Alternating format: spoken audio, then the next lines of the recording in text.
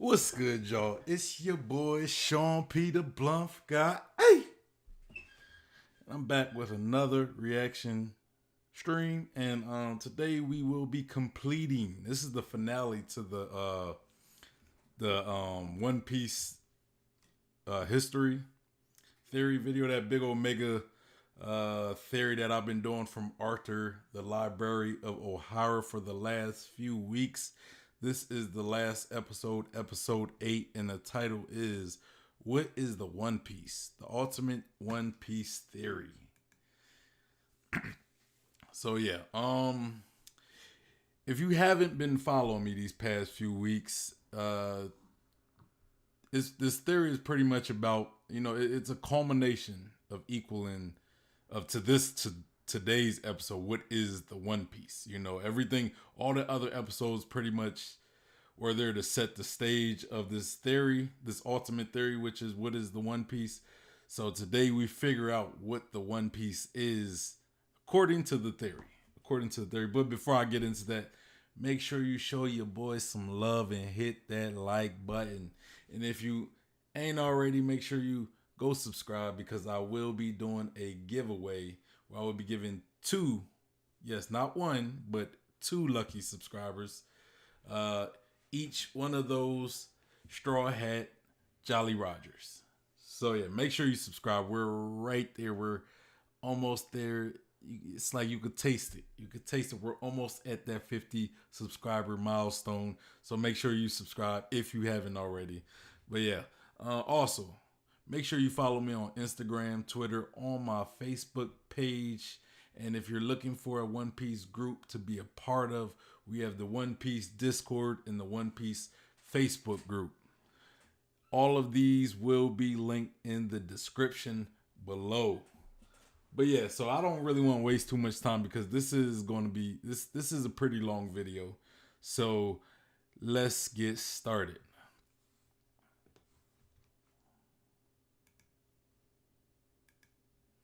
All right, let's go. Oh yeah, and link to this video if you want to follow, if you want to check it out for yourself or whatever, or go like his go like the original video. And if you want to go subscribe to Artur, because he makes great One Piece content. If he didn't, I probably wouldn't have done this long series that I've been doing. So yeah, we got Cube in the building. He says the blunt reaction has begun. I like that you say the blunt reaction and the blunt, because that's something I've been doing. And I never had to tell you that, but you kind of just picked it up and started doing it yourself. But yeah, let's go. We're gonna get into it. So I'm gonna try not to stop too often. Can't promise anything, because this is a reaction stream. But I'm gonna try to get through this video without it being like a 2-3 hour, not like a 3 hour stream at least. Could be a 2 hour stream, but Anyway, let's get to it. One Piece. This is without a doubt the biggest mystery in the history of this manga, perhaps one of the biggest mysteries in the history of fiction. Despite being the title of one of the best-selling literary franchises of all time, the answer to what One Piece actually means still remains unanswered. In all its years of publication, no one has been able to uncover what the One Piece is. But I would actually argue the complete opposite. Yeah, I was going to say I disagree with that statement, because somebody probably got it right. Somebody, even if even if it's speculation, somebody probably got it right. Said Bluff is your trademark. The Bluff Pirates FT. It ain't gonna be the Bluff Pirates. That just sounds real. It's gonna be Bluff Squad. That's what this channel is for. This channel is for the Bluff Squad, and that's y'all right there. That's the subscribers, the people who follow me and they part of the squad. That's the Bluff Squad. You know what I'm saying? That's my pirate. That's my pirate crew, the Bluff Squad.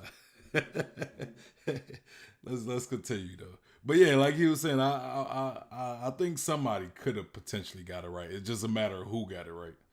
So many speculations. Somebody had to get it right. Somebody. Opposite, because I believe that I know what the One Piece is. But at the same time, I also believe that you know what the One Piece is. I think I know, I'm gonna say it right now. I'm gonna say it right now before we get further into the video of what it is. I mean, usually I wait to hold my speculations to the end of the thing, but just to kind of see if our beliefs kind of align, which I kind of think they might, honestly. But so, okay, so just to set the stage of why I think what the One Piece is. So we know that Luffy pretty much wants to reunite the world, right? Or he wants to, like, according to this speculation, he wants to throw the biggest party in the world. And this is pretty much going to help unite the world. All the differences, of all the different people and all their differences. You have this big world, and, they eventually realize, like, hey, we all just, want to enjoy life pretty much, So, one thing we know of Luffy is he unites people, right? And one thing we know of the story is it's about unifying people, right? We know, another thing we know is that Fishman Island is going to be destroyed. So, but how is Fishman Island going to be destroyed? Most people speculate that it has something to do with the destruction of the Red Line, right? You destroy the Red Line by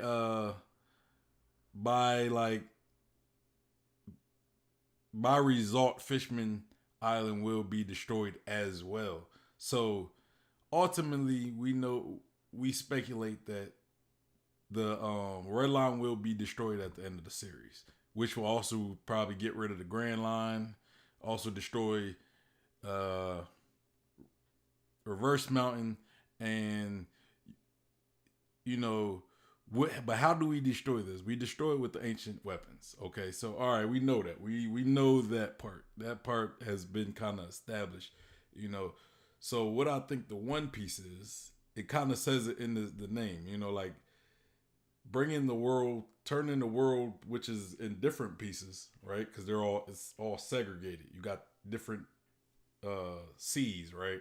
So we turn all these different seas and turn them into one piece, which also creates the all blue, right? So I think what the One Piece actually is it's something that is going. It is something that is the catalyst for unifying the world. Destroying the Red Line, destroying the Grand Line, destroying Reverse Mountain, getting rid of the Calm Belt. So ultimately, I think it is like a set of instructions or something. Maybe it'll be on like a gold poneglyph or something, but it's going to be like a set of instructions saying, okay, here's everything you need to, bring the world into one piece. You know what I'm saying? It's something along that line. It may not be instructions. It could be something different. It could be like a key or something to get all those things. I don't know. But, that's my speculation. You said, Q said, pretty sure somebody must have been close. Exactly. Might not have gotten everything right, but got the huge points. Yeah, those are my thoughts. I think the One Piece has something to do with bringing the world, unifying the world into one.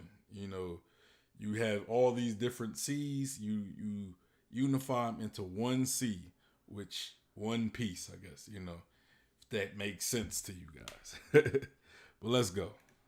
That we all know what it is. I believe that every single person who has ever read One Piece, even if they've only read a single chapter, already know what the treasure is. Because ever since chapter 1, the very beginning of the series, Oda hid the treasure right under our noses, despite no one noticing in all these years of publication. Across the entirety of One Piece, across some of the most iconic and memorable scenes in the series, Oda has shown it time and time again, and yet without the proper context, you would have never guessed what it really is. So by the end of this, not only will I prove to you what I believe is the true identity of the One Piece treasure, show you how it's been hidden in plain sight across some of the most iconic and memorable scenes in the whole series, and how it ties with some of the most fundamental narrative themes of One Piece, but also how Eiichiro Oda has managed to hide the greatest mystery in the history of manga. Cube says, I can see it being a poneglyph that explains everything that needs to be done. Yeah, that's pretty much my theory. It's like a big, possibly like a big gold poneglyph, bigger than like most normal poneglyphs. And maybe it has the world history as well. Maybe like, again, those instructions, like, okay, here's what you're going to need in order to turn the world into one piece. It's going to be the ancient weapons. You're going to need this. You're going to need that. You're going to need to do this. Something along that line. Without a single person noticing, right under our very eyes. Friendship. This is the biggest and grandest One Piece theory ever created, one that took over 5 years to create, my magnum opus. This is the conclusion of the true history, the ultimate theory about the identity of the One Piece. It's going to be friendship. That's the One Piece. Friendship. Making the world, making everyone friends. It's going to be the friendship know me. This video serves as the It's going to be the friendship know me. I'm telling you. I said it now. You heard it here, folks. The friendship know me. Or maybe we're going to get, what do they call Naruto's jutsu in Naruto, the talk jutsu, or I forget what it's going. It's going to be something like that. No, I'm playing. Culmination of several episodes I've done tackling each of the main topics that will help motivate this theory. If you are interested in some of the elements I'll discuss in this theory, I recommend you watch the other videos after, since they go a lot more in depth about some of these bigger narrative aspects of the story that I can't fully explain in this video. You can find them all linked in the description, but don't worry, as you don't need to watch them to understand this video, as I'll be giving you a quick summary of all the important things we managed to establish about the history of the One Piece world, which will serve as evidence to explain what I believe the One Piece is. Hold on, what did it say? Description, but don't worry. It says if you have already seen them and don't need a refresher, you can skip the 1209. That's what we're going to do. We're going to skip because we've seen all those, and we could speculate. Cube says, I feel that you're right. I can see it being a poneglyph that explains everything that needs to be done. I see that poneglyph everything, or explaining everything. Void Century, Will of D, tying everything all up to get together, plus instructions. Yeah. And I'm gonna let him get into things. Then maybe we'll go back to what I'm thinking. And try to guess what it is, but instead I suggest that we bring together the remaining puzzle pieces to finally solve this eternal riddle once and for all. Oda may not have left that many clues to the identity of the treasure, but the few he left behind will be enough for us to connect all dots together. Let us see exactly what these clues are all about. Our first clue lies at the very beginning of the series, on the very first page in fact, being the final words that Roger uttered. My treasure, if you want it, it can be yours. I left everything in this world at that place.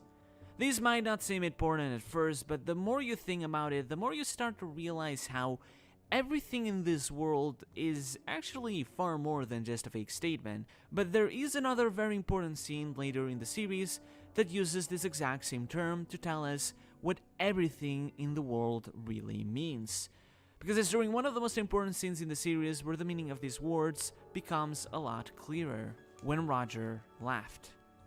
As Oden indicated in his journal, on that day we reached the final island.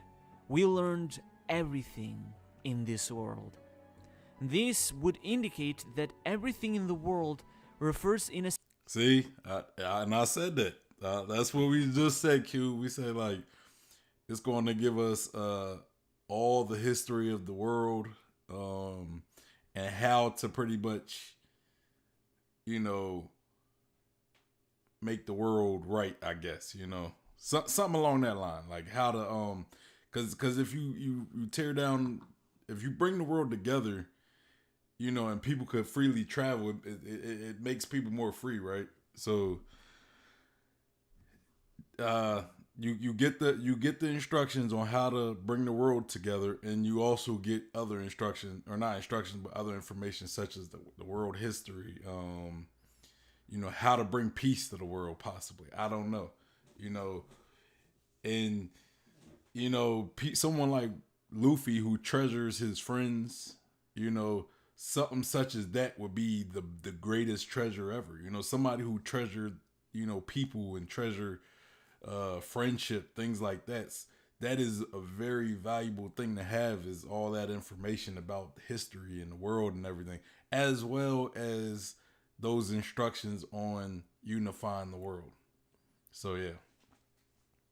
But good point. I'm gonna let him continue. Sense to the truth of the world, because it encompasses everything one would like to know about everything there is in the world. At first glance, this would suggest that One Piece is actually knowledge, all the details of the true history one would desire to know. However, it's important to know that it's never necessarily been implied that everything in this world refers to the treasure itself. Roger simply stated that he left everything in this world at that place on the final island, not that that was the treasure itself. That means that the final island possesses knowledge of everything in this world, but that in itself may or may not necessarily be the actual physical treasure, just something extra that is included there as Odin described it. Yeah, I agree However, with that. as we'll soon see, this will prove to be a... Yeah, I definitely agree with that. Like all that stuff, like I think what the actual treasure is the information as far as the process of uniting the world. I think that is what the One Piece, but there's also going to be other treasure. I'm pretty sure there's going to be gold there, and all types of actual monetary items, and there's also going to be other information such as the history of the world. But what the One Piece is, what the most important part of the One Piece is going to be those instructions in unifying the world, a key clue to understanding the true nature of this treasure. Second clue, Hitatsunagi. So if you're new to this channel, then first, welcome. Please consider subscribing. But second, something we usually do in this channel is break down the Japanese version of One Piece and help explain a lot of linguistic details that often get lost in translation. And so, it's fitting that our second clue is a fact that Western fans are often unaware of. One Piece is technically not the full name of the treasure. You see, in written Japanese, there's something known as the phonetic reading and the kanji reading. Without going too much into complicated grammar, to put it as simply as possible, in manga it's possible to write certain terms with two different readings, which allows certain words to have a double meaning. And believe it or not, the word One Piece is the same, as in many instances, while the word One Piece is written with that phonetic reading, the English words One Piece, it is also written with a kanji reading. Hitotsunagi no Daihiho. So, to break it down, Daihiho means great hidden treasure. What really matters to us is Hitotsunagi, because traditionally in Japanese, Hitotsunagi means something that is in a single piece. So the kanji reading would become the great hidden treasure in one piece. Relatively straightforward, right? Or so it would first seem. Because in reality, there's a glaring issue in the way that kanji reading is written, as Hitotsunagi is not written in kanji, but with its phonetic reading, meaning, in simple terms, that we don't actually know what Hitotsunagi really actually means. Since Japanese is filled to the brim with homophones, it's often really hard to tell what a word means without... I thought he was about to say homophobes. What? Cube said, Laugh Tale could be the Emerald City, the lost land that Bellamy spoke when talking about Shandora, the city of gold. Probably. Could be. It could be. You know.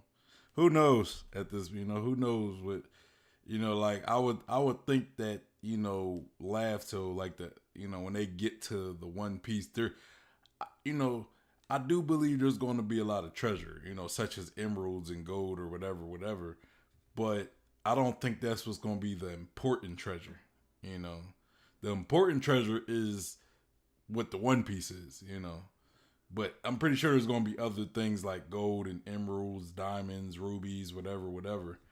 So yeah, I'm pretty sure stuff like that is, you're going to be able to find at the site of where the One Piece is. Out the kanji reading, and in this case, we don't know what the real meaning of Hitotsunagi is because we lack its kanji and it has potential different readings, and thus, One Piece could refer to several different things. On one hand, there's the meaning we already mentioned, where Hitotsunagi can mean something in one piece, but another meaning can be if we separate the two words at a different syllable as Hito Tsunagi. Hito is the Japanese word for people, while Tsunagi refers to something that connects.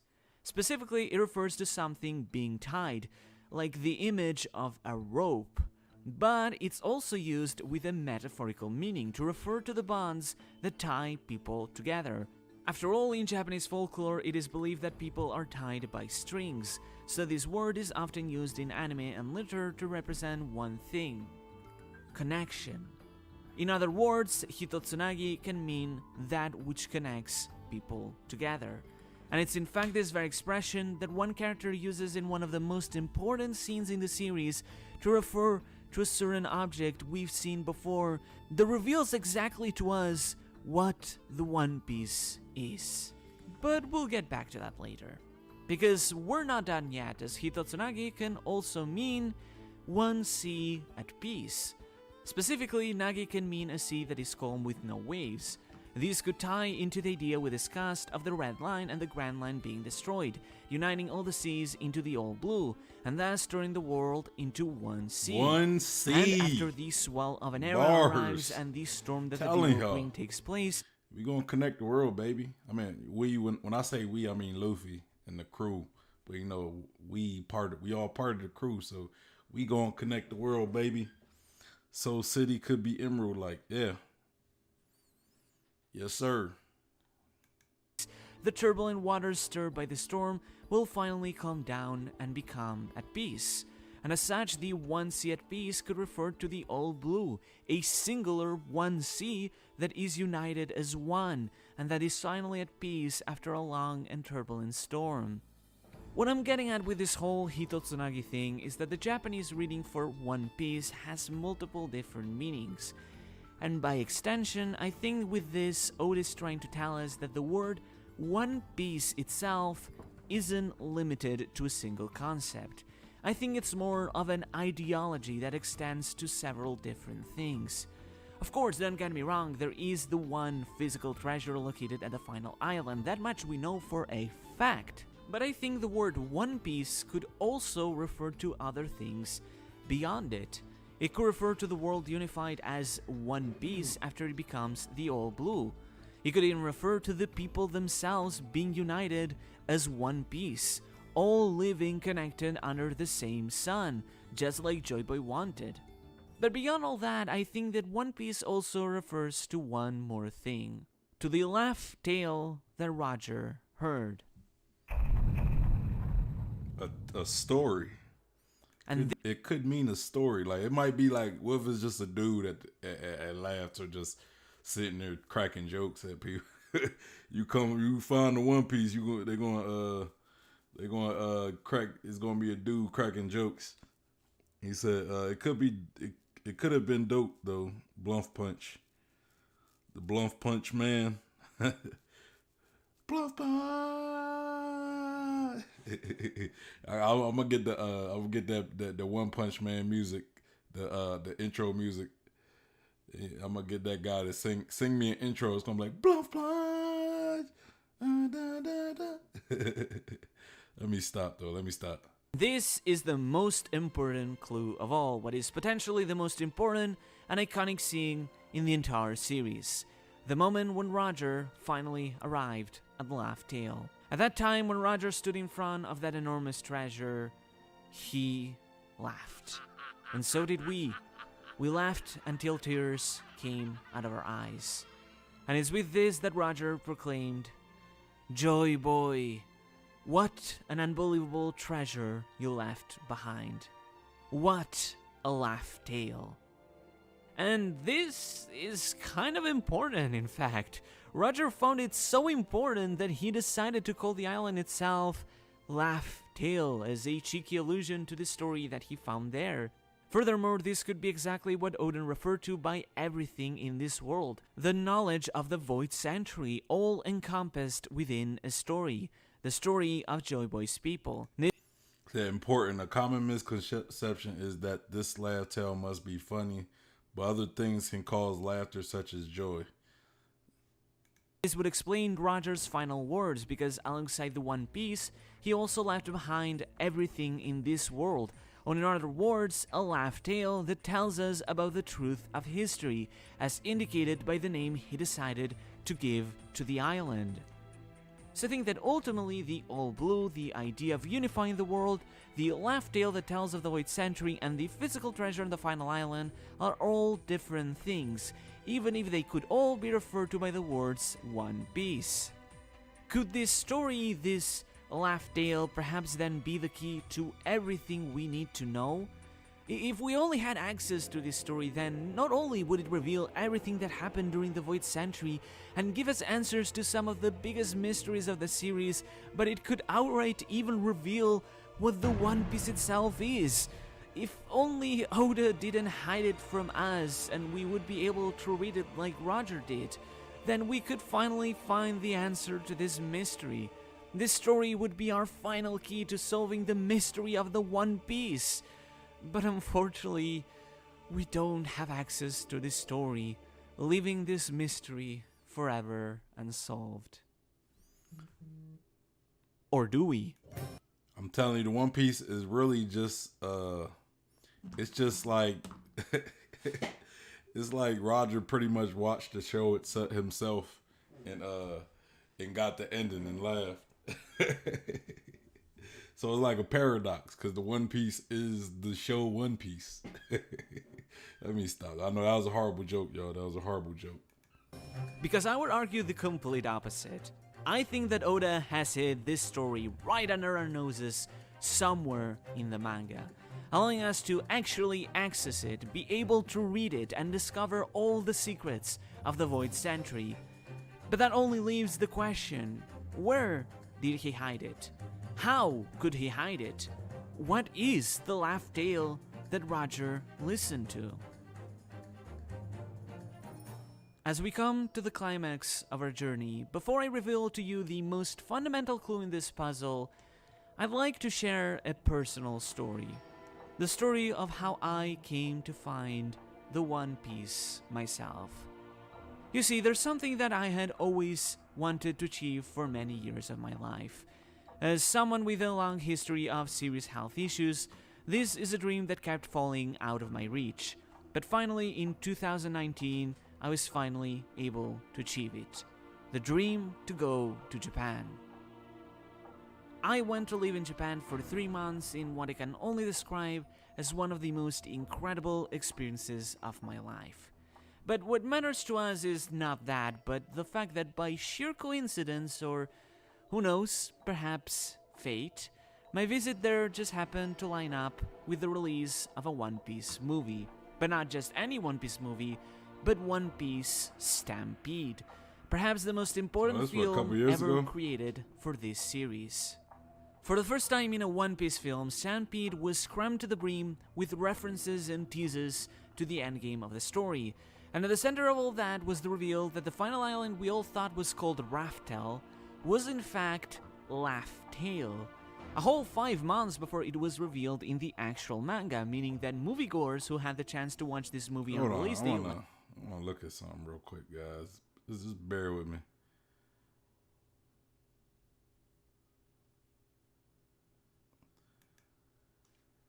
let. Okay, never mind. I was thinking. I for some reason I was thinking like Raftel spelled backwards was laughter, but it's not. It's not. But if you jumble it up, laughter, it does spell laughter. It's just you gotta like kind of. It's like laughter jumbled up. So you just have to unjumble it up, and it's laughter. So it still is close to laughter, you know. But yeah. And at the center of all that was the reveal that the final island we all thought was called Raftel was in fact Laugh-Tale.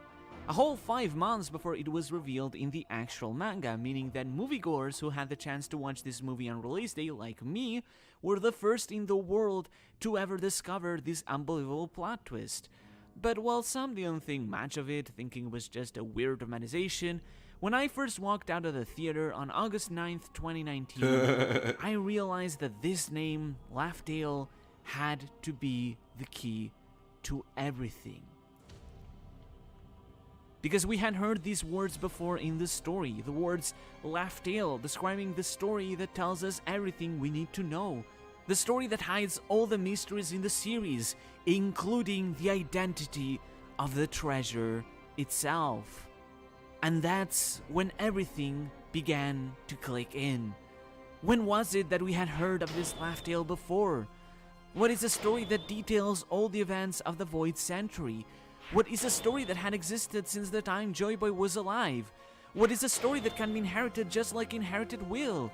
What is a story that every time it is heard, it always causes everyone to burst in laughter, just like the Roger Pirates did?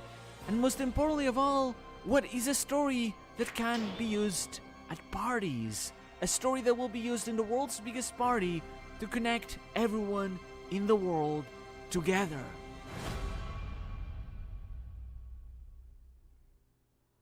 The One Piece, maybe? I mean, when you think about it, the series itself kind of brings people together. I mean, you just look how big One Piece is. It's wild. It's wild. Like the One Piece in the One Piece within the story, it's speculated to bring people together, right? Something that's going to bring the people together, bring the world together, whatever you want to say, right? But you look at the actual series itself, it achieves the same thing. You know, like Oda's a genius, man. Oda is a genius because not only does he bring people, like the main character in the story brings people together, he's almost like Monkey D. Luffy to where he brings people together. Like Monkey D. Luffy is technically just Oda himself, right? Oda, but Oda probably, I don't know if Oda could fight. I doubt he could fight as good as Luffy, but who needs to fight when he could probably just get people to fight for him? One Piece fans, I'm pretty sure we will all fight for Oda. Most of us will fight for Oda. You ain't gonna hurt the dog because we can't risk you somehow hindering the story. I'm telling you, man, us One Piece fans is wild. We wild.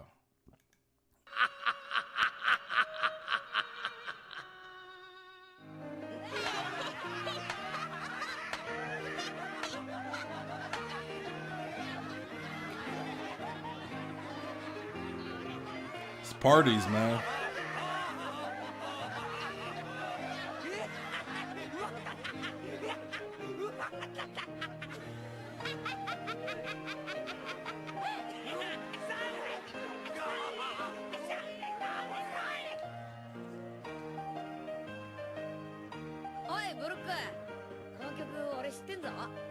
Binks Sake? Is it the song you trying to say? 昔の海賊たちはみんなこれを歌ってました。辛い時も楽しい時も。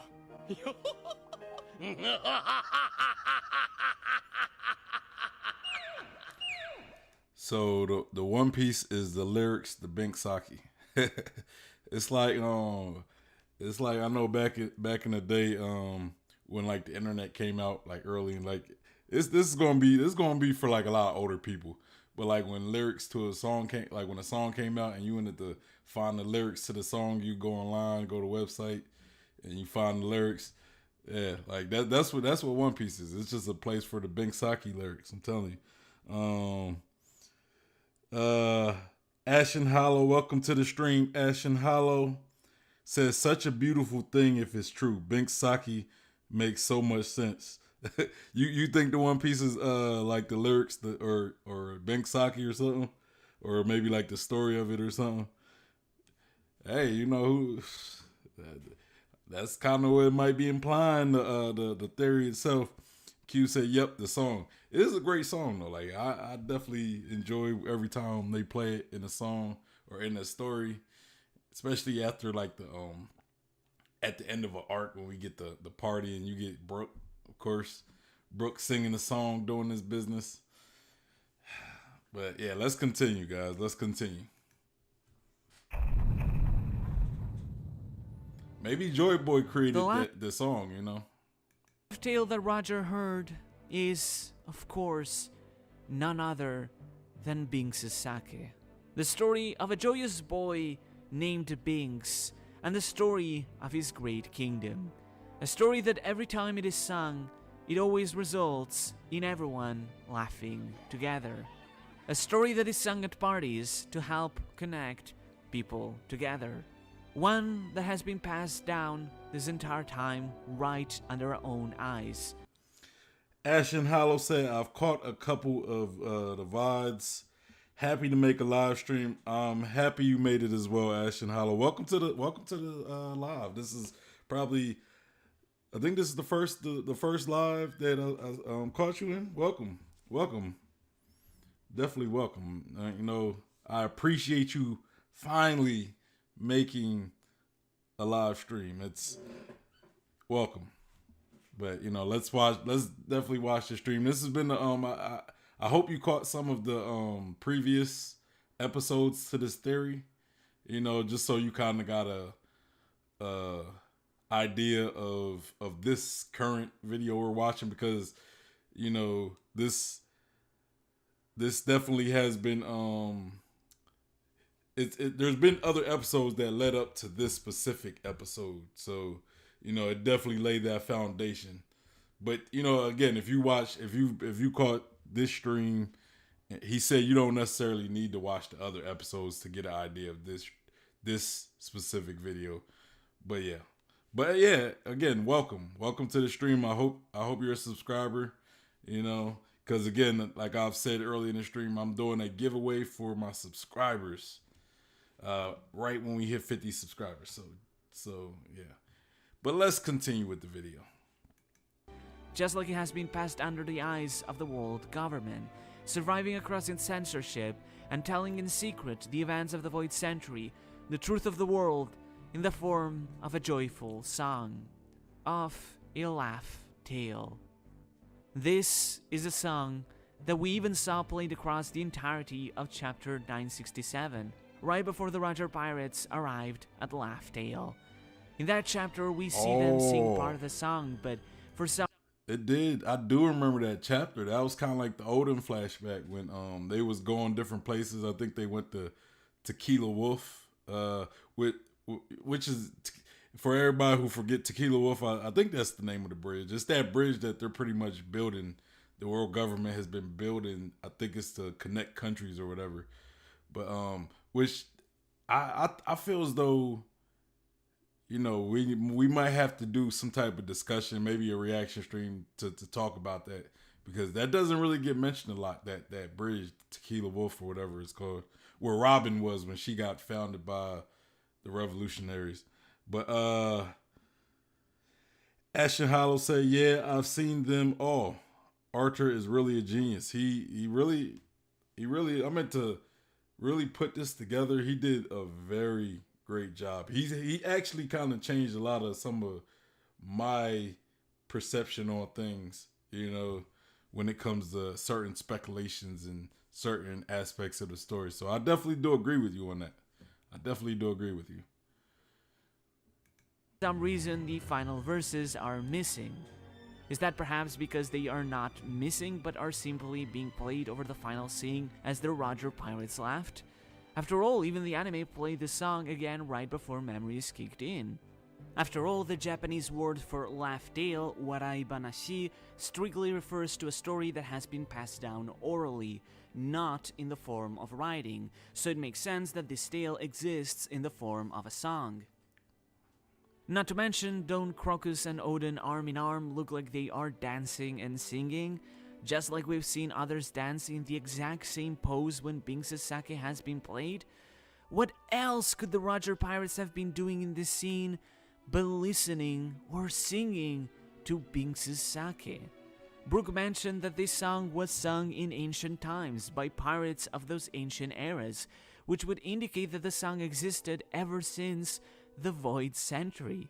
Luffy even stated that Shanks and his crew often sang that song, and we even get to see a shot of them singing it in Chapter 1, which could indicate that the song did in fact appear from the very first chapter of the manga, but was simply left off screen. Man. This would indicate that this song is something that Oda planned for a very long time, something we can actually prove, since Oda stated that he had Kohei Tanaka, the composer of the One Piece anime, make the tune several years before Thriller Bark even happened, going as far back as the early 2000s, shortly after One Piece started serializing. And Oda even stated that this is a song he hoped would go down in history and one day be taught to future generations in schools across Japan.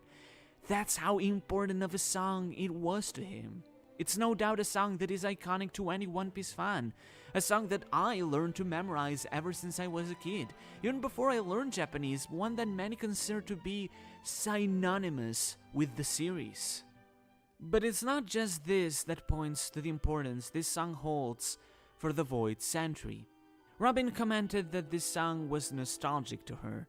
One might first assume she might have first heard it on a pirate crew while she was on the run, but you have to remember the word nostalgia, both in English and Japanese, refers strictly to fond memories. And the only even remotely fond memory Robin had were those at Ohara with the scholars, meaning that she must have heard that song from them, which undeniably links it with the research of the Void Century. Furthermore, we talked about how the Sea Kings mentioned that the whales would rejoice once Poseidon and Joy Boy would meet again, which would lead to the destruction of the Red Line, something that we've seen the whales attempting to do for so many years. This would suggest that the whales, which we've seen are far more intelligent than other animals, were, to in a sense, allied with the wishes of the sea folk, as well as the people of the Great Kingdom. This would explain why when Brook played Binks Sake to the whales at the entrance of the New World, they smiled and saw the Straw Hats as allies, helping them head to the New World. And in fact, that may be the reason why Laboon, lost from its family and separated from its pack, found a new family when he saw the Rumber Pirates. Because when they played Binks Sake in front of him, he recognized a tune that the other whales also sang. And with it, Laboon laughed. And that's perhaps... That's wild that, like, for whales and other sea animals to be singing a song.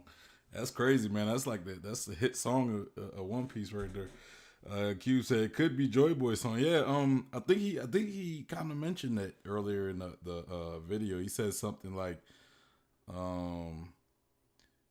like maybe it mirrored Joy Boy's life or something, So yeah, because he said something about the song bringing people joy and stuff. But yeah, let's continue, because I do believe that maybe the song Binks Sake does have something a great relevant, like something of great relevance when it comes to what the One Piece is. But I'm still of the belief that it's also information as well, or at least it's part of like the information on unifying the world is part of it. But maybe again, maybe it goes into detail what the song means, or what the song's purpose is, or, something along that line, unless like the answers to, like, all the answers are within the song.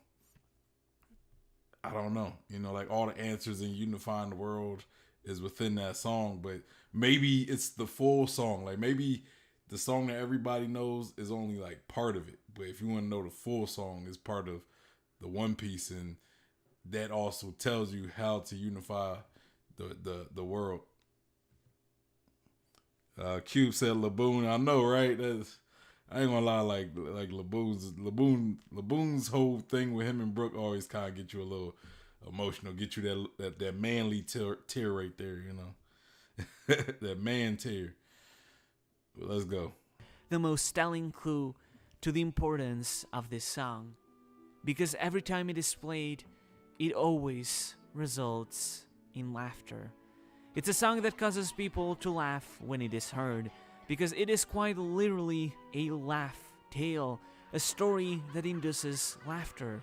Whether it's the laughter of the little Laboon, to the laughing Roger Pirates, or the laughter it has induced in the many parties it has been played in, Binks Sake always causes laughter. It's a story that, as Brooke put it, is sung in times of sorrow, but also in times of joy. Because while it is a story that tells of a sad and harrowing event, of the eradication of Joy Boy's people and the long night that came after, beneath it all, it also has a spirit of hope, of a dawn that one day will come and bask the world in its light once more, bringing joy and laughter to all those that this song connects. That is why Joy Boy left behind this song, in order to help connect people together at parties, so that the world would be united. Much like the Rumber Pirates, Joy Boy and his people likely passed away in tragic circumstances, and yet in their final moments they still sung, danced, smiled, and laughed, because they knew that even in such sorrow, their dreams would be inherited, and that was enough to bring them joy. It's this core idea of the dream of this massive party being inherited across the ages that is detailed in the story of Binks Sake. It's in the lyrics of this song that we are told the full history of the Great Kingdom, and more specifically, the story of the One Piece. Damn, man, I was just thinking about that scene in Brooks' flashback where, you know, they were all, you know, where his crew was pretty much dying off and they were singing, and then, you know, Brooks starts saying, you know, like a quartet, you know, and then he's like, you know, a triplet, a duo, and then he said solo because it was just him left. Man, that part kind of, you know, got kind of get you going a little bit, you know, But yeah, I just had to say that, man. But yeah, I never really like actually thought about it like that with that song Binks Sake.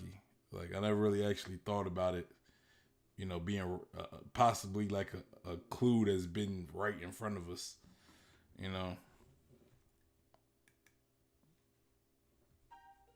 Let's go to deliver Binks Sake. Let the sea breeze and the waves carry us. Beyond the tide, the sunset goes wild.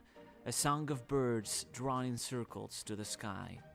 The first verse already tells us some very important information. For one, it mentions the sunset going wild, which refers to the sun setting after Joy Boy failed to unite the world together, which would lead to the long night, or in other words, the symbol of the rule of the world government, and later the dawn of a new world. Similarly, beyond the tide could refer to the swell of an era, the expression of a new era that will come like a massive unstoppable wave that has been used by several characters across the series, including by Roger in his final speech. This could also be inferred in the words wave, which refers once again to the swell of an era, or in other words, a tide, a wave, and sea breeze could represent wind or the coming of a storm, the storm that the day will bring with the swell of an era. Then there's also the line Waokaku tori no uta. This line is often translated as birds sing as they draw circles in the sky, but if translated more literally, it just means a song of birds drawn in circles to the sky. And what are birds drawn in circles? Why, of course, The Kozuki clan, whose mark is literally that of birds drawn in circles. And this song of theirs would refer to Binks Sake itself, because after all, if it is the laugh tale that Roger read on the final island, then it is likely the Kozuki clan is the one that carved this song on poneglyphs in order to ensure that it would one day be passed down. The next verse mentions, "Goodbye, port town, goodbye, my hometown. Singing with one dawn, a song of a ship sailing. Gold and silver waves too, they spray back into the blue. We are going to split the seas." This verse details having to say goodbye to a hometown. This could likely refer to the people of the Great Kingdom having to say goodbye to their hometown, the Great Kingdom itself, after it was lost to the world government. They have to say goodbye singing with one dawn, that song being, Don Flamingo. of course, It's like, Binks Sake itself. It's talking about Don Krieg. That's the Don they talking about. Either Don Krieg, Don Flamingo, or Don Chinjiao, whatever his name is. I can't remember. That's 3 Dons. So, you know, you can only really sing with one of them. And Don Chinjiao is the only Don that, I think, ain't it Don Chinjiao? Somebody tell me in the comments. The one who Gark punched in the head, and he had like the pointy head, and he punched him in the head and flattened his head, and then he was mad, and Luffy fought him in Dressrosa. I'm thinking it was Don Chinjiao. I know it's something Chinjiao. I'm pretty sure Don was in front of it. Singing goodbye, much like the Rumber pirates had to say goodbye to their lives, hoping that their song would one day be inherited. The word dawn refers to the sound effect that we've seen plastered across the entire series, though it could also refer to the word dawn in English, referring of course to the ramen's dawn. And the final line says, "We are going to split the seas." This expression, to split the seas, is the same that Odin used to refer to the war that would take place in the future, when the seas would literally be split, caused by the destruction of the Red Line and the Grand Line, splitting the seas and unifying them all into the All Blue, with the mention of waves being repeated again to allude to the swell of an era. And this is reiterated once again in the following verse, stating that we pirates break the seas. The storm has come from a faraway sky. The waves are dancing, sound the drums. If you lose your nerve, this that first line, the storm has come through a faraway sky. That could mean that could be a clue to Uranus. Remember I said how Uranus probably was like the weapon, it's the ancient weapon, probably in somewhere in like a sky island maybe, and maybe it has something to do with the weather control. I'm just saying, man, you know, open that third eye, y'all, you know. I'm messing with y'all. Breath could be your last. There's no way tomorrow's morning sun won't rise. This verse directly mentions the all-important storm, the storm that the D will bring again, that will engulf the entire world, leading to the final conflict of the series. The waves are mentioned again, saying they will start dancing, stirred by the storm and the swell of an era, but at the same time the song says to sound the drums. At first, one might make the mistake to think the drums indicate the arrival of war, but much like we saw in Skypiea, drums can also herald the arrival of a party, the party that would come after the storm. After all, there's no way tomorrow's morning sun won't rise, as the dawn of the world will certainly come. Let's go to deliver Binks Sake. It'll happen one day, the evening dream. A shadow waving by that I will never meet again. But what are you brooding for? Tomorrow the night moon will still be there. This verse is about describing the concept of inherited will that we... Ashen Hollow said, yes, Don Chinjiao. Yeah, I knew I wasn't tripping. I thought I might have been tripping. But I was pretty sure it was Don Chinjiao. But thank you for that. Thank you for, you know, informing me. That's why I love y'all, man. Y'all, when I'm wrong about something, y'all are there to be like, y'all there to correct me or, you know, tell me I'm right if I'm not sure if I'm right or wrong. That's why I appreciate you guys. we talked about in a previous episode. People only die when they are forgotten, but that means that as long as people's dreams are remembered, they will never die, and thus, people's dreams will never end. In this case, the evening dream, or in other words, the dream right before the sunset, the arrival of the night, the dream of Joy Boy's people of one day ushering in a new dawn, will happen one day. A shadow that we will never meet again waves us goodbye. The shadow representing those who we've lost, those who died and have remained behind, us unable to ever meet them again. However, what are you brooding for? What need is there to be sad? As tomorrow, or in other words, once a new morning comes and the dawn takes place, the night moon will still be there. As we mentioned before, the night moon is a term used in Toki's poem during her final words, one that in that context represented Odin himself, but it's a term that also refers to all those that have passed away. We saw Ace similarly being referred to as a night moon, as it represents those who have passed away before the dawn came. But as the song mentions, the night moon, or those who have died, will still be there once the tomorrow and the dawn come, because those people will live on as long as we remember them. As we've been told so many times across the series, the dawn will shine even in the world beyond, and its light will be delivered to even those who have left us behind. And this is once again reminded to us in the final verse, where not only is the one sea, the all blue, mentioned once again, but so is the idea that no matter who you are, we all end up as bones. Because in the end, we all die. But that is fine, because as long as we are remembered, even if we end up as bones, we will always live on. And finally, the song...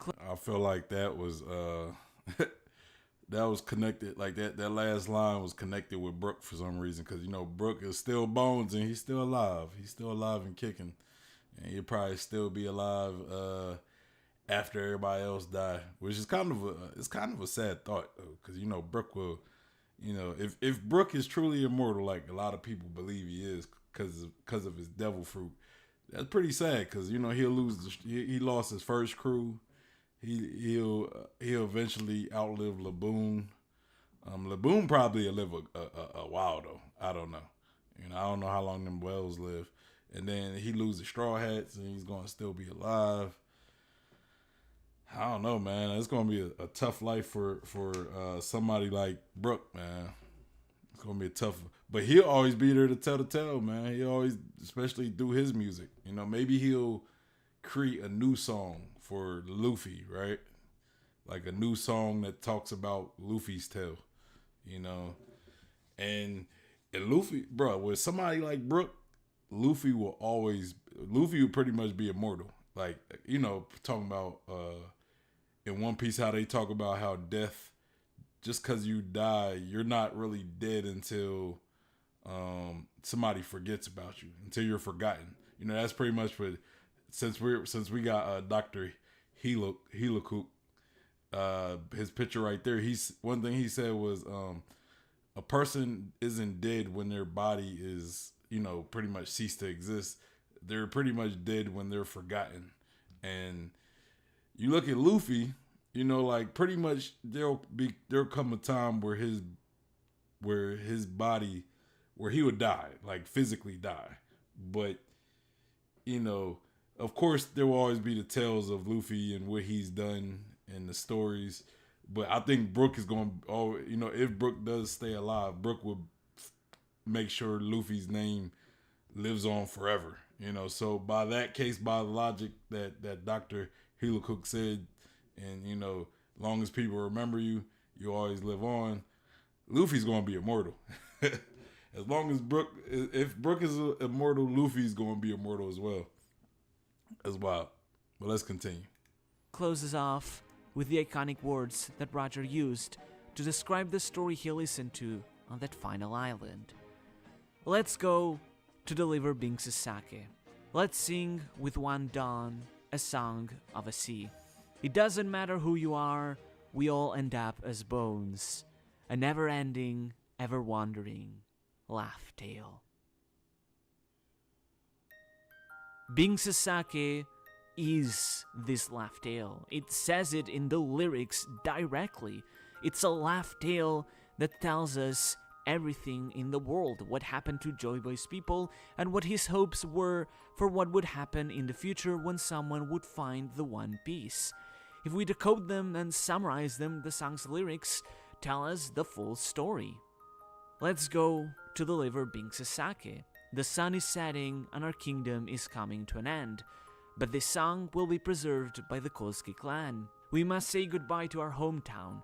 However, one day we are going to split the seas by destroying the Red Line and the Grand Line. The storm of the day will come, as will the swell of an era. But there's no way the dawn won't come and the sun won't rise. Our dream before the sunset will happen one day. Those who have left us behind wave us goodbye. But why be sad? Because those who have died will still be there tomorrow when the sun rises. Let's sing about one dawn, a song of the old blue. Because even if we die, we'll all live on as long as our dreams are remembered. Just like this never-ending, ever-wandering laugh tale. Yo-ho-ho-ho, yo-ho-ho-ho, yo-ho-ho-ho. My dog started singing though. He started giving us the brook. So, the song concludes with a loud and joyful laughter. The chorus of the song is literally laughter. Yo-ho-ho-ho. The laughter that is always so commonly associated with pirates. Because this is a laugh tale that always brings laugh and makes people laugh as they sing it. It details the story of the Great Kingdom, its eventual fate, but also the survival of its people by living through being remembered. This tale reveals us all the mysteries in this story. But if so, one question remains. Does it also reveal what the One Piece is? Of course it does. In fact, it states it time and time again through the entire song, to the point that it couldn't be more obvious once you realize it. If you've been paying attention, you might have realized yourself already all this time, since the very start. The One Piece, which has been there right under our own eyes ever since Chapter 1 and across the entire series, has its identity revealed in this laugh tale. It's something that has connected Luffy since the very beginning all the way up until the end. The one thing capable of connecting everyone together as one. Something which will finally connect and unify the entire world in the world's biggest party as One Piece. Just like it forged Luffy's very first connection. Saki.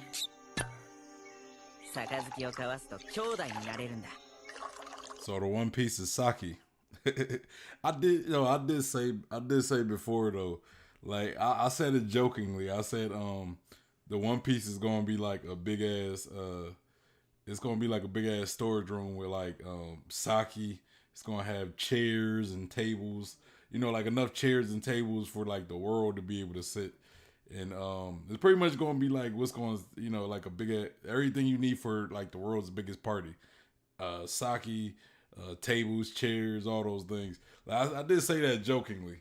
So but that would be wild though if the One Piece is something like sake or like tables and chairs or cake and all these things. Cube said, "I know that once the sack came on, that was going to be another emotional roller coaster." Yeah, man, it's a very touching song, man. You know, especially because it always reminds me of Brooks' backstory. You know, like that song always reminds me of Brooks' backstory.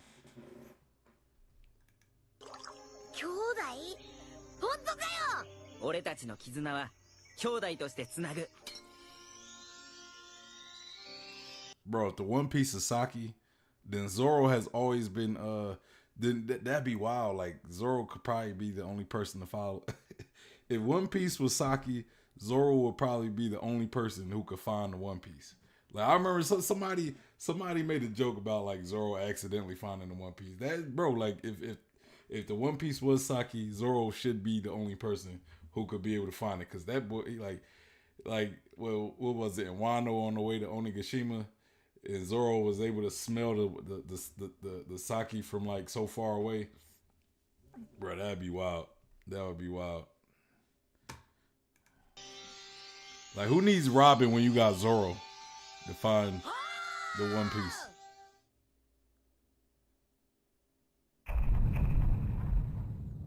Binks Sake. The One Piece is sake itself. The physical treasure waiting at the end of the seas on the island of Laugh Tale is sake itself. Binks' sake. Ace himself said it better than anyone else. Right before exchanging sake cups with Luffy and Sabo, using the exact same word, tsunagu, that exists in Hitotsunagi, he's literally telling us that sake is something that connects people together. Sake connects people as one. It literally makes us one piece. Like a lot of elements in One Piece, this is something that ties a lot with Japanese culture and the customs that come with sake there, far more than in most other countries. In Japan, sake has a lot of cultural importance as drinking is considered something that connects people together. Hito Tsunagi. It's a moment when the strict social boundaries of Japanese society can be thrown away and people can celebrate together as equals, and as such it is considered very common to go out drinking with others to have a good time. And of course, what is it that happens when you drink a lot? Well, you start laughing. Sake is something that brings people together and allows them to party hand in hand. That's what happens. Resulting in a lot of joy. When you drink a lot, you get drunk, and sometimes they give you a bad migraine. You get a hangover, and that's usually not fun. I'm gonna tell y'all now. Getting a hangover, it's not fun, you know. Especially if you like throwing up and all that. So, you know, you just gotta be careful when you drink. It could be fun, but you just gotta be careful. You know, I'm just warning y'all. All you young folk out there who ain't 21 yet, y'all about to turn 21, and y'all want to go drink, just know, man. Just know. Pace yourself. Cube says, there's a theory that says that Zoro is a log post for the One Piece. That'll be wild. So maybe you don't really need Robin, honestly. Maybe you just need Zoro. Cube said, hence why he gets lost. It's the other people who are going the wrong way. That's funny, bro. Like, what if he literally is always going in the direction of One Piece? Like, notice he doesn't always get lost, you know. So, like, he doesn't always get lost, but he does get lost, and maybe he's just going in the direction of the One Piece. That'll be wild. That's funny. Zoro being a log post. It's not Zoro going the wrong way. He's not the one that's lost. It's y'all the one that's getting lost. That's funny. And laughter, just like we have seen in the series time and time again. Furthermore, in Japan, it is custom to offer sake to the deceased, which ties with the idea that the One Piece is something that will reach even those who have passed away and were not able to be present there to witness it. So even if they have died, the One Piece and the dawn of the world will still be delivered to them even in the world beyond, something the lyrics of Binks Sake makes very clear. But I don't need to tell you the importance of sake. Ashton Howell said that's actually hilarious. Bro, that is hilarious. Just imagine Zoro, man. Zoro being the key to finding the One Piece. Like, who needs, like, I was talking a while ago, like, how important Robin is to finding Laugh Tale in the One Piece. But maybe Robin's not the important one. Maybe you need Zoro, you know? It could be Zoro. Zoro's the key to finding Laugh Tale. Japanese culture, because even the manga itself does a great job at already explaining its importance in canon. Just like in Japan, the exchange of sake cups is meant to be a sign of brotherhood, of family. It's a ritual that allows those who are not tied by blood to become like family. We saw this with Luffy Ace and Sabo becoming brothers, as well as Luffy exchanging sake every time a new crew member joined his crew to form a bond of friendship with them, a bond stronger than blood, stronger than anything else, that will ensure that they remain friends forever, a bond of Nakama. And thus, at the final island at the ends of the seas, lies one piece of sake that will allow Luffy to connect with so many more than just his crew, but with people from all over the world. Luffy will finally be able to make the biggest party in the world a reality, and bring everybody together to live under the same sun.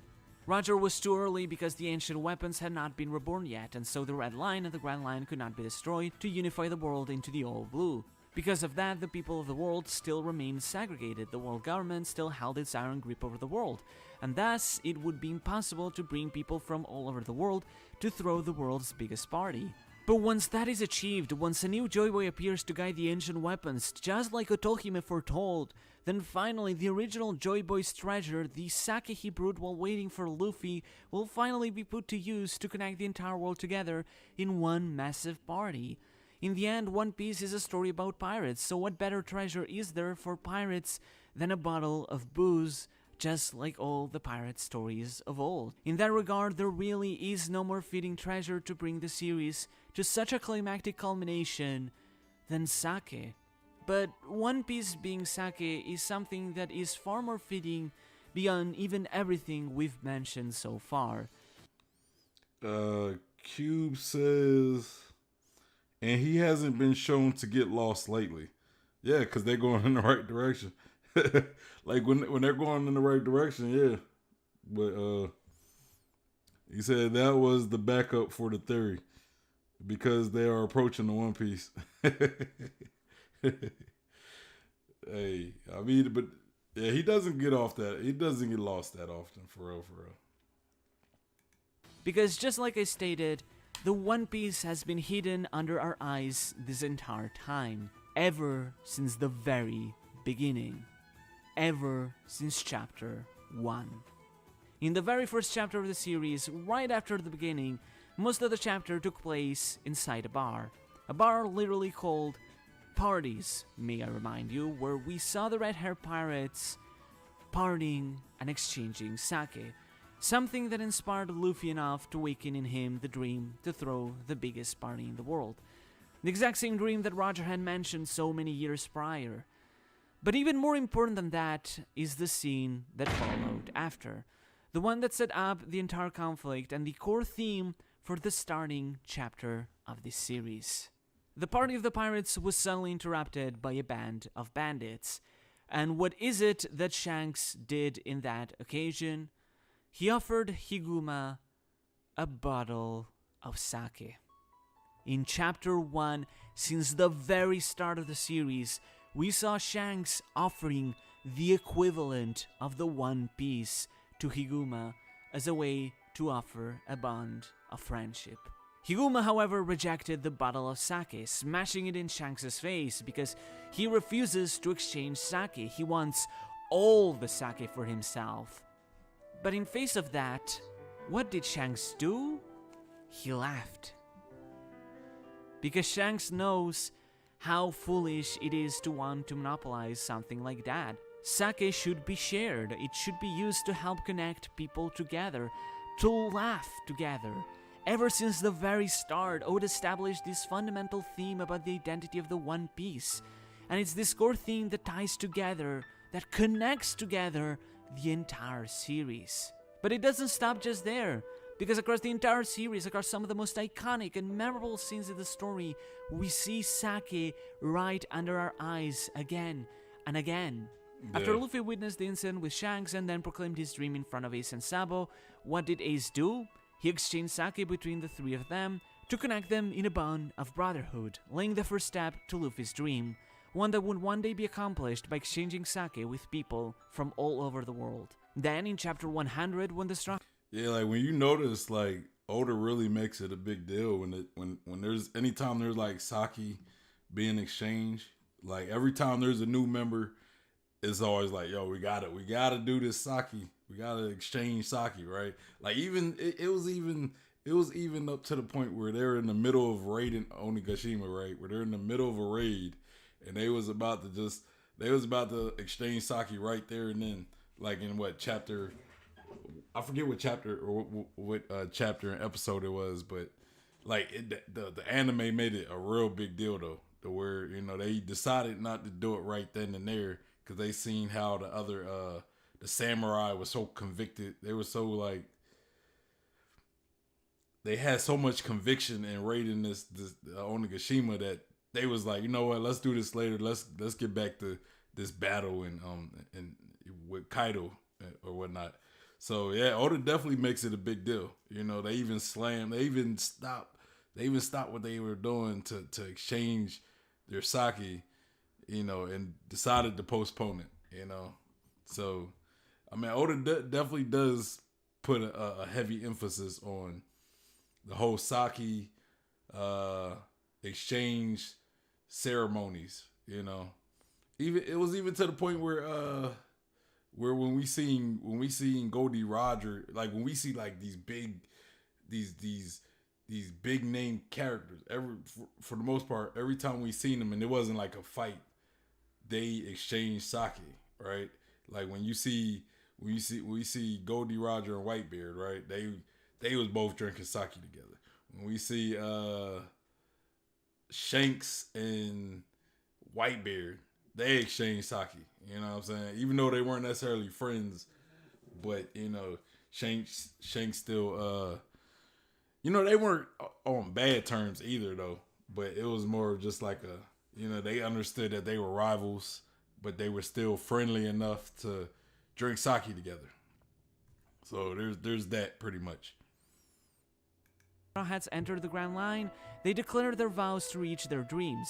And where did they do it? Over a barrel of sake, a scene that is also later paralleled in That the scene anime. right there.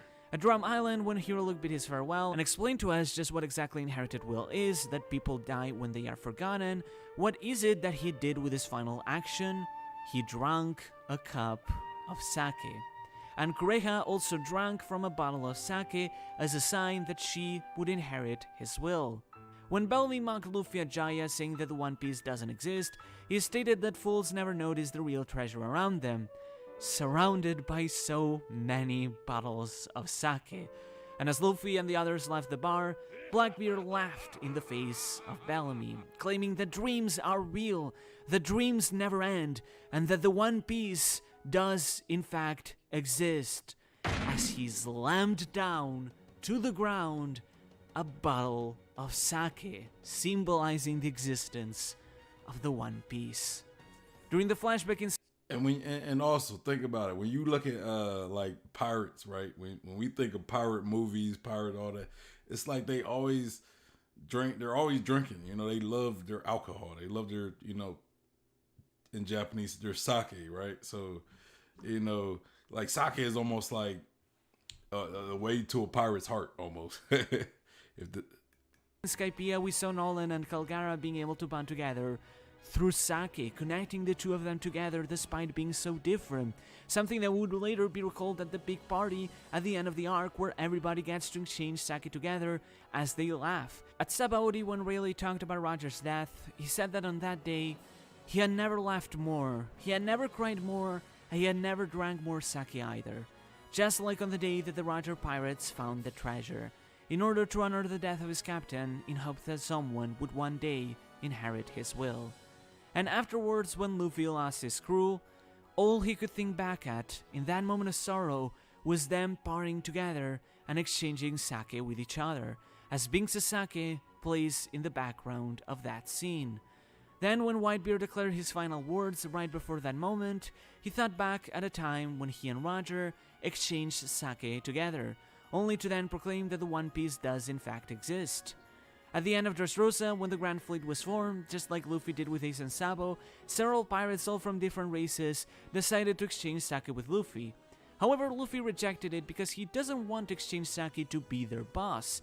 He wants to exchange sake to be equals with them, something he did after through the act of a massive party. In Whole Cake Island, Luffy said that he could not become the Pirate King without Sanji. But think about it, is it a coincidence that Luffy always insisted that he wanted a cook and a musician for his crew? Someone who could cook and serve sake at his party at the end of the series, and someone who could play Binks Sake to help connect everybody there together. Then things get big once we reach chapter 967. Of course, we talked about the Roger Pirates literally singing Binks Sake before reaching the final island. And even after that scene, we see it once again. Right after the Roger Pirates left Laugh Tale, they are all drinking sake, and Rayleigh and Roger once again exchange a bottle of sake. Later, in Oden's execution, right as he died, he mentioned that even if some were to forget him, he wouldn't mind because there will be others, specifically his scabbards, who will remember him and his dream, and thus he would live on. And after saying that, Oden stated, "If I am meant to be something to accompany one piece of sake, then that suits me fine." Oden is literally describing himself as something that accompanies one piece of sake, because Oden is something that is often eaten alongside sake, so Oden views himself as something that accompanies the sake that is One Piece. And of course, in the end, there's the scene of Yamato and Ace exchanging sake as they talk about Luffy's dream, which leads into the full title of chapter 1000. In the context of that chapter, it's Yamato who is talking in that title, someone who had been waiting so long for Luffy to arrive. But what if in the larger scope of things, the one talking is meant to be Joy Boy, referring exactly to just that. Cube said, because gotta head out. We'll watch the rest when the stream will be available. See you at the next stream. Hey, I appreciate you stopping through, Cube. You know, the next stream probably tomorrow. I don't know what I'm gonna stream next.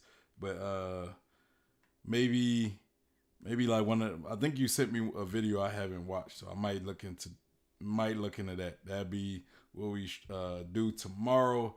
As far as so it'll be next tomorrow. Tomorrow will be the next stream, and you know, you have a good one, man. You take it easy.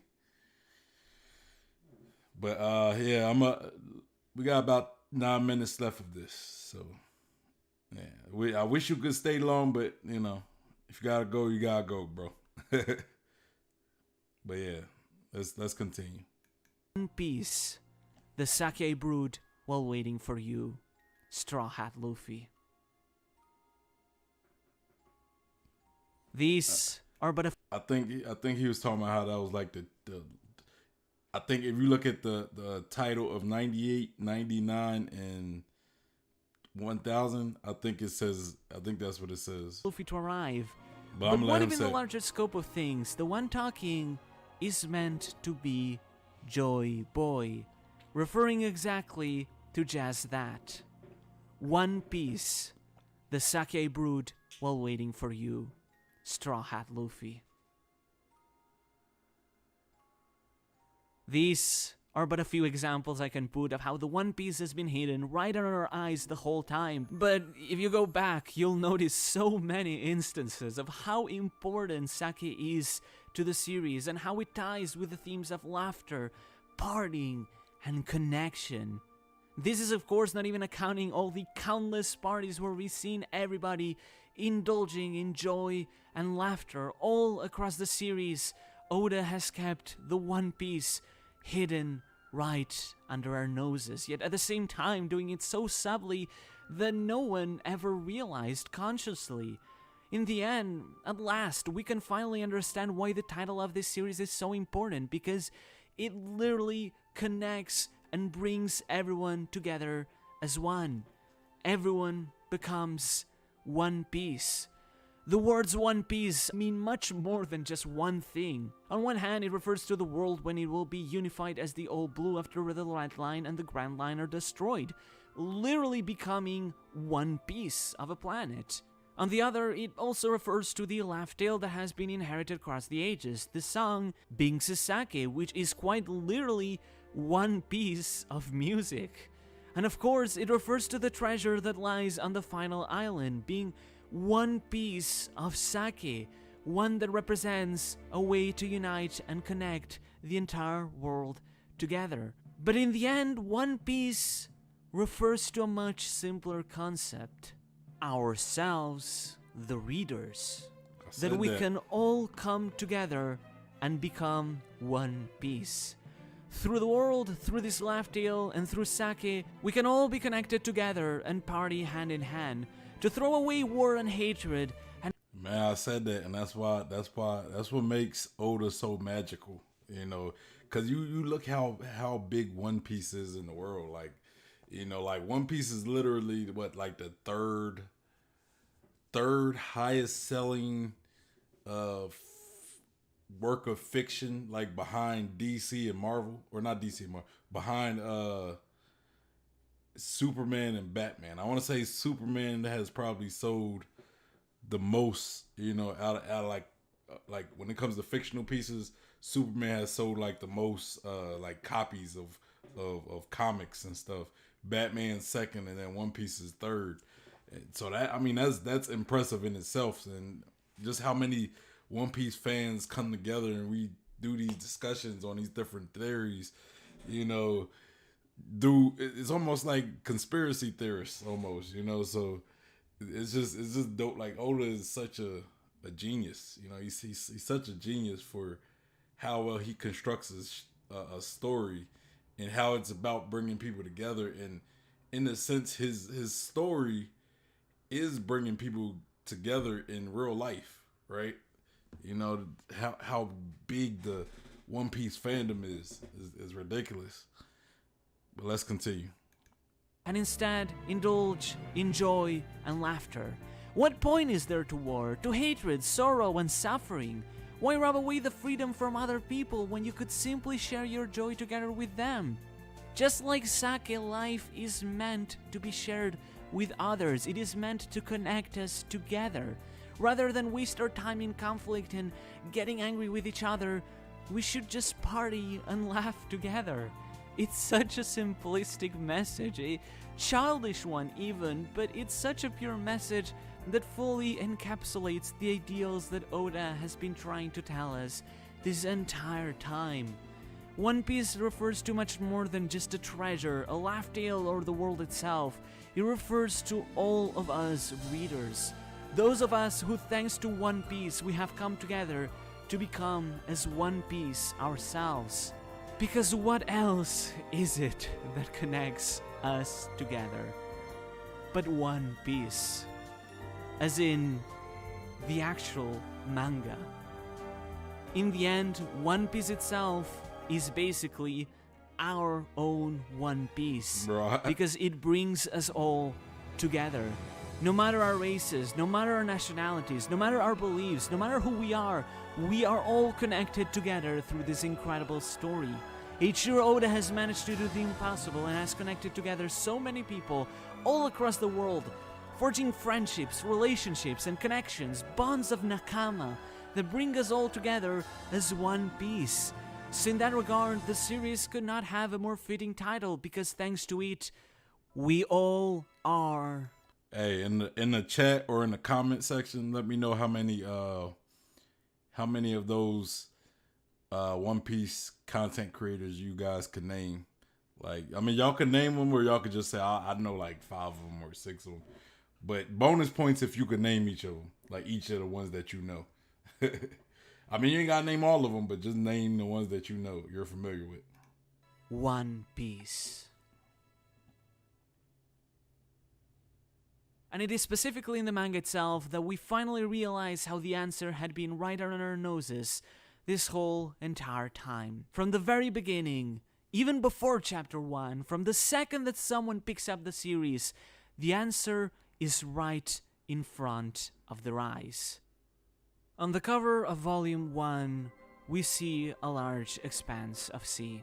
In it sits a lone island, an island that looks exactly identical to all the depictions we've seen of the All Blue, always drawn with this exact same island, with this precise shape and this exact palm tree. Its presence in this cover symbolizes the All Blue that will be created at the end of the series. But more importantly, on the foreground, we have the Straw Hats partying, singing, and dancing together. And among them, we see Zoro laying on a chest of treasure, which symbolizes the treasure, the One Piece itself. And what does Zoro do? He laughs, while he holds in his hand, at the center of the cover, a bottle of sake, the One Piece. Bars.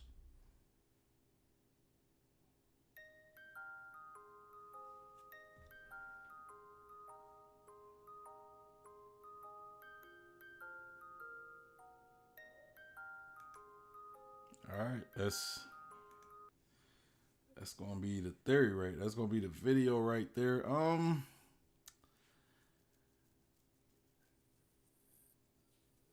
Ooh, I see some comments. Okay, chat. We got One Life Man in the chats. He said, "Yo, can't stay too long. Drop the like. Almost there, bro. 5 more. You know I want that." Yeah, bro, we're right there. We're right there. Hey, I appreciate you stopping through and just saying what's up, man. That's really appreciated. Hope you can make the next stream. I'm about to wrap this up anyway in a little bit. Just give some of my thoughts. But hey, I'm glad you made it, bro, and I appreciate the like. And we're right there. We're right there. Just 5 more. We're right there. Ashton Hollow said, familiar with Tekken, Brago, Morge, Ohara, King of Lightning, Grand Line Review, Joy Boy. One Piece is a big part of my YouTube content since Wano started. Yeah, man. Yeah, those all everybody you named are pretty much most of them that I name. You know, I think there's a few content creators that I didn't see there that I do watch, like Roger's Base. I didn't see Roger's Base there. I seen Joy Boy, or you said Joy Boy as well. But yeah, everybody you named are pretty much. I can't say I watch a lot of Morge. I think he's probably the one of the few that you named that I don't watch a lot, even though I have watched some of his content. I think I reacted to one of them. I can't remember, but yeah. But I am familiar with Morge as well. So but everybody else I pretty much I watched that you said, and I didn't see Roger's Base, but I watched him as well. But yeah, as far as the theory itself of being sake, right? I don't dislike it. I ain't gonna lie, because it's actually it would make sense, honestly. You know, it's that, you know, it's constantly been like portrayed in the series that it's something that brings people together. And I said myself, I believe that whatever the One Piece is, it's something that brings people together. My personal theory is I think it's like instructions to bring the world together as far as destroying the Red Line. But again, I also think it could be like the One Piece could be a few different things as far as like what's there, right? There might be actual treasure, gold, diamonds, rubies, whatever. Like that might be at Laugh Tale too, as much as there might also be like a poneglyph or something given the world's history, you know, as well as maybe these instructions, like maybe the instructions aren't the One Piece, you know, but I can see there being a set of instructions to pretty much unify the world by destroying the Red Line, the Grand Line, Reverse Mountain, in the Calm Belt, you know. So but like it actually being sake, like I actually never really thought about that, you know. That's actually, but it actually makes me think. So, you know, like I think this theory is going to be making me think for a little longer. You know, it's going to have me thinking for a while with it, you know, One Piece being sake. You know, it's like one of those things where it's kind of like it seems it just seems a little ridiculous, like sake. You know, like we go this whole story in the One Piece of sake, but it makes sense though. It does make sense. Like I'm not gonna say it doesn't make sense, but I don't know. I'm still kind of holding out, thinking that it could be those instructions to destroy the Red Line. But again, that may not be the One Piece. It could just be something that's still that's there, you know, like, hey, here's what you need to do. Here's the sake, which is the One Piece, and you also need to go about destroying the world, or not the world, but destroying the Red Line and the Grand Line. Um, uh, Ashen Hollow said, I'm a big fan of JD, JD Legend, as well as Roger Base, and I agree that I really like this theory. It feels very Oda like, and it seems to be one of the more plausible theories I've seen.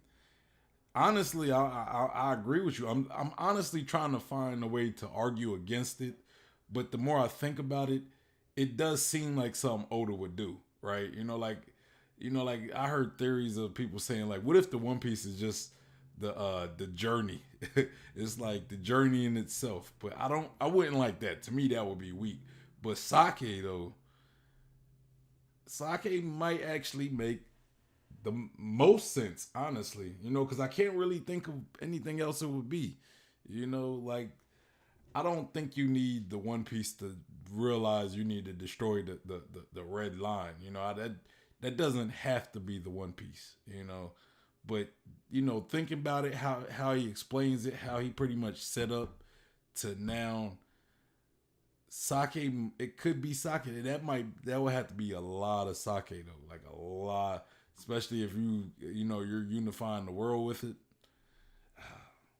Unless it's like you bring like members from each group, like you take each group, like you take the the fishmen, you take sky people, you take just like some normal humans, and they're all the ones kind of like representative as being the ones to lead the world. Like you take world leaders, right, and you give them sake, something like that. But or unless it's really like just all that sake is for like everybody in the world, because then you're gonna need a lot of sake. Asha Hollow said, and all blue and destruction of Reverse Mountain will be final war with world government, and I feel that'll lead to the party to unite the world in one piece. Yeah, exactly. And when you destroy the red line and Reverse Mountain and all that, it accomplishes a bunch of stuff, right? It accomplishes for the fishermen, for them to come to the surface, and live amongst people. It'll create sorry, it will create the all blue, which is Sanji's dream. That pretty much accomplished Sanji's dream. It destroys the red line, which will reunite Brook and Laboon. That's Laboon's dream. Luffy's dream is to find the One Piece, so his dream automatically is covered. Frankie's dream, which is for his ship to pretty much travel on the ship that travels the world, the greatest ship. Robin to know all the secrets of the world. And who else? Not so much Chopper. Chopper's dream is different. Zoro's dream is also different. But Zoro would benefit from finding the One Piece if it's sake, because that's like his favorite thing. But I feel like I'm forgetting one of the Straw Hats. Nami, because she wants to draw a map of the world. Like she draw maps. So if she could destroy the red line and the grand line, that would be a lot easier for to make like a map of the world. A good map of the world. You said, and it's to have been under your nose this whole time is crazy. Yeah, like this whole time we would have never expected sake, and that's what would make it great.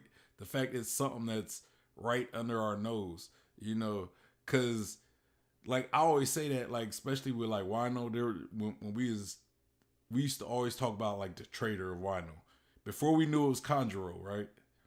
Everybody was like, "Who's a traitor? Who's a traitor?" People were saying Kinemon. I seen people say Ashura Doji, one of the minks. I heard like so many theories, but not a lot of people thought chondro. But when we learned it was chondro, it was almost the most obvious. It was like kind of the most obvious, you know. And I mean, I think there was like a YouTuber who did kind of predict chondro though, but a lot of people was not predicting chondro. I would say that. And then you said, Ashton Hollow said it puts what Silver's Rayleigh said at Sabaody into perspective about if he told Luffy what it was, it may ruin the journey. Yeah, I mean, but from what I remember at that part, he was actually kind of willing to tell him, right? Like Usopp was like, "Hey, tell us what the One Piece is," and then Luffy's the one who was like, hold on, no, I don't want you telling me, I don't want you ruining this journey. I'd rather die before I let somebody tell me what the One Piece is. But yeah, meaning it would have ruined the journey for the Straw Hat crew if they knew it was Sake waiting for them at the end. Yeah, it definitely would have, man. Like, Luffy is one for adventures. It's not necessarily the destination that's important, even though yes, it is important. For him, it's more of the journey and connecting with people. The journey with his friends. So if you would ruin it, if you tell him what the One Piece is, then it's like, why even bother continue the journey if you're going to tell me what it is? What's the point in doing this if you tell me? He wants to be a part of the journey. He wants to enjoy the journey. He doesn't want to. He doesn't want any shortcuts or anything. Because part of the journey is spending time with his friends. And making new friends. So Luffy has the right. Like the thing I believe is Luffy has the right attitude for finding the One Piece. Because I believe anybody else, if like when Blackbeard finds the One Piece, or if he's the one who finds the One Piece, it's not going to really be useful to him. I mean, sure, he might drink it, but it's not going to be useful in the way that it would be useful for somebody like Monkey D. Luffy or Roger. If Roger was, if he was born in the right time, I guess. So, yeah. And another reason why Saki makes more sense than my initial theory about it being just instructions, because it's like, why would Roger laugh because it's instructions? You know what I'm saying? So it makes sense that Roger laughed the fact that it's Saki. You know what I'm saying? Like, that is something that most people would see as silly. But even though Artur kind of made a good point, he said, you don't have to laugh because of something being funny. You can laugh out of joy. So there's that. Ashen Hollow said, exactly, in having them help him accomplish his dream, he helps them to accomplish their dreams. Great point. That is true. Luffy has helped. He has been helping them accomplish their dreams.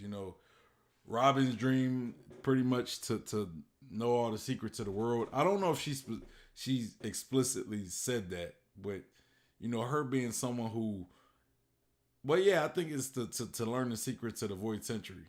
But her being someone who seeks out that knowledge, and that pretty much being her passion, that accomplishes her dream. Nami's dream will be accomplished. Or Sanji's dream will be accomplished. Frankie's dream will be accomplished. Chopper will accomplish his dream, but I don't think he needs to find the One Piece for that, as well as Zoro. You don't need the One Piece to be the greatest swordsman. Jinbei, if you unify the world, that will go as well for Fishman. It would be a better world for Fishman, for his people. So yeah. So, and I don't really know what Jinbei's overall dream is, but I know that he wants to I'm pretty sure he wants to help his people, you know. So ultimately, that would do something that would benefit Jinbei as well. And if we get Yamato on the crew, she gets to travel the world, you know. She gets to be there to find the One Piece just as Odin was there to find the One Piece. So there's that, you know. Her dream is to be Odin. What better way to be Odin than to be there to find the One Piece? You know. But yeah, those are pretty much my thoughts. Let me know what you guys think about, you know, the reaction video, the other videos, you know, like the whole mega theory that I've been reviewing. Let me know what you guys thought about this whole series in the comments or whatever, you know. And tomorrow I should be doing another stream. I don't know what I'm gonna be what video I'm gonna be reacting to tomorrow, but you know, we'll find out when that time comes. But yeah, so that's pretty much all for me. So, you know, thank y'all. I want to thank Cube for, you know, coming through the stream as he always does. I want to welcome Ashen Hollow and thank you as well for joining this stream. You know, you told me that this was the first one that you was able to catch. I appreciate it. I really do. And I hope you can make more of my streams. You know, I don't know if you can make the one tomorrow or, you know, any one this week, but, you know, I hope you could. I hope I see you in some of the previous or some of the future streams to come. But yeah, thank you for making this stream. I also want to thank One Life Man. Appreciate you making the comeback. Thanks for stopping through and saying what's up. I appreciate that and giving me that thumbs up. But yeah, so appreciate that. And it's your boy Sean Peter Bluff God. Hey. And yeah, that's it for me. Give your boy a like if you haven't liked the stream already. Hit that subscribe button if you're not subscribed. Let me know what you thought of the stream in the comment section. You know, for those who haven't make the chat. Follow me on Instagram, Twitter, and on my Facebook page. And if you're looking for a One Piece community to be a part of, we have the One Piece Facebook group and the One Piece Discord, where it's probably gonna be the best place. If you guys want to send me content to react to, you know, you guys can send it on my One Piece Discord. You can send it on my Twitter, my Instagram. You know, all these are all linked in the description box, as well as my Facebook group or my Facebook page. So y'all can message me those. Ashen Hollow, which says, I thought the series as a whole was done well and you gave significant feedback. I'll keep an eye out to try to catch more. I'm in college and I work a lot. Hey, I get it, man. I get it. I get if you can't make it. The fact that you go back, you look at the VODs, I appreciate that. You know, I know not everybody can make these streams. I know, like, you know, Cube lives over, I think he's in the UK or something. So these streams are like in the morning for him. They're like early in the morning for him. So, you know, but I appreciate you. I do appreciate you for making the stream, you know. So anytime you're able to make a stream, I appreciate it, you know. But yeah, I hope you're doing well in college. You know, you definitely focus on your work. Definitely focus on your work. Don't let me take that focus off, you know. So catch your streams when you can. So, but it's all good. It's all good, you know. But definitely do good in school so it can set you up on the right path of for success for yourself, you know. But yeah, and yeah, if you want, I'm gonna probably start doing discussions, like post stream discussions on Discord if you guys want, especially after a chapter. You know, I think that's probably gonna be where I have like chapter discussions, post stream chapter discussions on our Discord, and we have a chapter this Sunday. I'm excited for that. But anyway, I'm out of here. Y'all take it easy. Peace. And y'all have a good rest of your day. I'm gone.